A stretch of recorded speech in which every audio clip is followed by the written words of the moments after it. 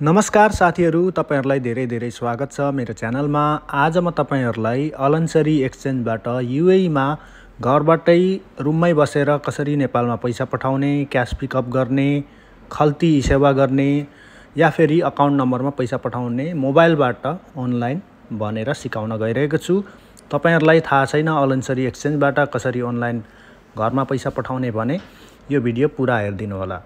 यहाँनेरि देख्न सक्नुहुन्छ मैले पैसा पठाएको पार्वती श्रेष्ठलाई 4148, अलिजा राई 18000, श्री प्रसाद लिम्बू 22000, जीवन लिम्बू 47391। यहाँनेरि पुरा ट्रान्ज्याक्सन मेरो देख्न सक्नुहुनेछ। यसको म प्रुफ पनि दिन चाहन्छु तपाईहरुलाई। यहाँनेरि मैले यो चाहिँ मेरो लास्ट 5 ट्रान्ज्याक्सन हो। माई अल ट्रान्ज्याक्सनमा म यहाँ क्लिक गरे भने यहाँनेरि पुरा मेरो कुन चाहिँ सक्सेसफुल भएको छ र कुन चाहिँ फेल्ड भएको छ यहाँ सबै देख्न सक्नुहुन्छ। अनि यो सबै क्याश पिकअप हो, कुनै कुनै अकाउन्टमा पनि मैले पठाएको छु। अनि यसको रिसिप्ट चाहिँ तपाईलाई डाइरेक्टली इमेलमा पठाएको हुन्छ, जुन चाहिँ तपाईहरुले अलनसरी एक्सचेन्जको ब्रान्चमा गएर प्राप्त गर्नुहुन्छ त्यस्तै खालको रिसिप्ट तपाईलाई इमेलमा पठाउँछ। अनि त्यो चाहिँ तपाईले आफ्नो घरमा दिन सक्नुहुन्छ यदि क्याश पिकअपको लागि पठाउनु भएको छ भने। तपाईहरुलाई म त्यो इमेल पनि देखाउन चाहन्छु। तर त्यो भन्दा पहिला तपाईहरु पहिला चाहिँ अलनसरी एक्सचेन्ज भनेर प्ले स्टोरमा नत्र एप स्टोरमा सर्च गर्नु होला है त। यहाँनेरि मैले अलनसरी एक्सचेन्ज लेख्छु, यहाँनेरि सुरुमै आउनेछ। अनि यसलाई चाहिँ डाउनलोड गर्नु होला। डाउनलोड गरिसकेपछि तपाईहरुले यहाँनेरि सुरुमा चाहिँ यहाँ सुरुदेखि देखाउन चाहन्छु लगइन गर्नुपर्ने हुन्छ। लगइन गर्दा चाहिँ तपाईहरुले युएई पाससँग लगइन गर्नुपर्ने हुन्छ है त। यहाँनेरि रजिस्टर र लगइन छ। सुरुमा तपाईहरु ओपन गर्दैनुहुन्छ भने यहाँनेरि रजिस्टर र लगइन दुईटै एकैचोटी क्लिक गर्दाखेरि चाहिँ तपाईको फोन नम्बर आउँछ। फोन नम्बर हालेपछि तपाईको युएई पाससँग चाहिँ साइन इन गर्नु होला। युएई पास तपाईहरुलाई थाहा छैन भने युएई को युएई पास एउटा एप्लिकेसन हो, डाउनलोड गर्न सक्नुहुन्छ प्ले स्टोरबाट। त्यसबाट चाहिँ तपाईहरुले आफ्नो इमिरेट्स आइडी हानेपछि तपाईको डिजिटल इमिरेट्स आइडी जस्तै है। अनि युएई पाससँग साइन अप गरिसकेपछि चाहिँ तपाईहरुले केही पनि अरु प्रोवाइड गर्नु पर्दैन। जस्तै मैले फेस आइडी हानेर यहाँनेरि साइन इन गर्दाखेरि यो मेरो अकाउन्ट आउँछ अनि यो मेरो ट्रान्ज्याक्सनहरु पनि आउँछ। अनि रेटहरु पनि तपाईहरुले एकदम राम्रो पाउनुहुन्छ। अनलाइनमा सायद थोरै भए पनि ज्यादा नै पाउनुहुन्छ होला सायद। यहाँनेरि रेटहरु पनि देख्न सक्नुहुन्छ। यो चाहिँ भर्खर नै पठाएको अहिलेको रेट देख्न सक्नुहुन्छ 37.47 रहेको छ। तपाईहरु गुगलमा गएर सर्च गर्न सक्नुहुन्छ यो रेट चाहिँ। अनि यो ट्रान्ज्याक्सनको रेटहरु चाहिँ हेर्दाखेरि चाहिँ यहाँनेरि तपाईहरुले देख्न सक्नुहुनेछ। अनि यति गरिसकेपछि साइन अप गरिसकेपछि तपाईहरुले सेन्ड मनी क्लिक गर्नुहोस्। सेन्ड मनी क्लिक गरेपछि यहाँनेरि तपाईहरुको एड न्यू भनेर आउँछ। एड न्यूमा क्लिक गर्नु होला। एड न्यू गरिसकेपछि यहाँनेरि कन्ट्री तपाईहरुले चुज गर्न सक्नुहुनेछ। कन्ट्री चुज गरिसकेपछि तपाईले ट्रान्ज्याक्सन मोडमा जानु होला।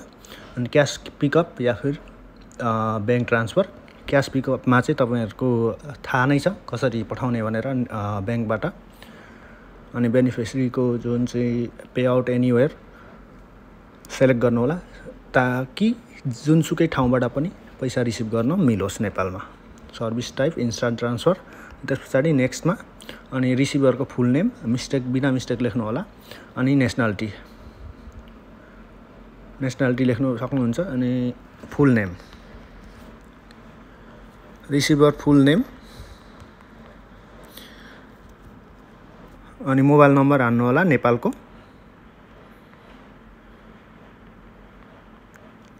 यति गरिसकेपछि नेक्स्ट 977 कोड पनि हान्नु पर्ने रहेछ। यति सेभ गरिसकेपछि नेक्स्ट अनि तपाईको जुन चाहिँ रजिस्टर मोबाइल छ त्यसमा ओटीपी आउँछ। त्यसपछि तपाईको यो बेनिफिसियरी रजिस्टर हुन्छ। जस्तै यहाँनेरि मिलन लिम्बू भनेर मेरो रजिस्टर भइसकेको छ। यहाँनेरि सेलेक्ट गर्न सक्नुहुन्छ। अनि तपाई यहाँनेरि कति पठाउने नेपालको पनि अमाउन्ट सेलेक्ट गर्न सक्नुहुन्छ। यहाँ युएई को पनि नेपालको 50000 पठाउनु पर्यो भने यहाँनेरि मेरो अहिले मैले 1355 लाग्ने रहेछ। अनि नेक्स्ट गर्ने।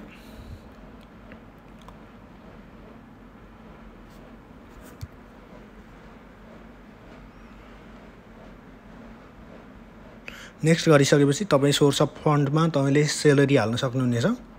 अनि purpose of transaction personal needs, sub purpose तपाईँहरूले यहाँनिर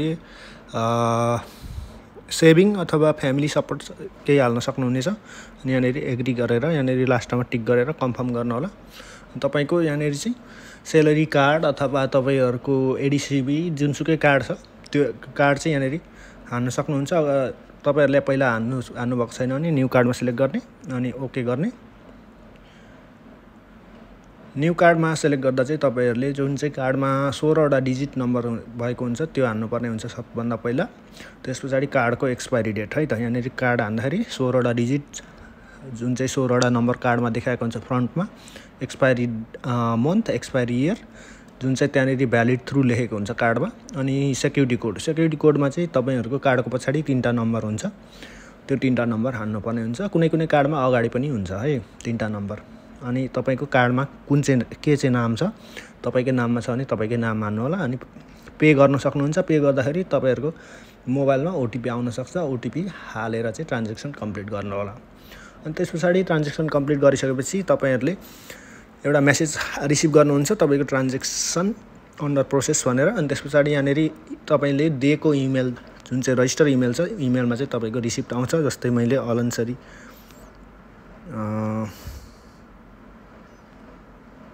अलनसरी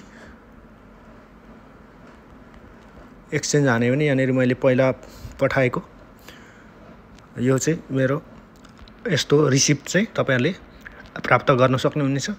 जुन चाहिँ तपाईँको अफरसहित आएको हुन्छ, जुन तपाईँहरू ब्याङ्कको ब्रान्चमा जाँदाखेरि चाहिँ कारहरू जित्ने, पैसा जित्ने हुन्छ नि, त्यो पनि यहाँनिर तपाईँहरूले प्राप्त गर्न सक्नुहुन्छ। त्यही भएर मोबाइलबाट पठाउँदा चाहिँ लाइनमा बस्नु पर्दैन। मेन कुरो तपाईँहरू अब ब्याङ्क ब्रान्चसम्म जानु परेन, दोस्रो कुरो। अनि तपाईँहरूले अलिकति भयो भने रेट राम्रो पाउनुहुनेछ।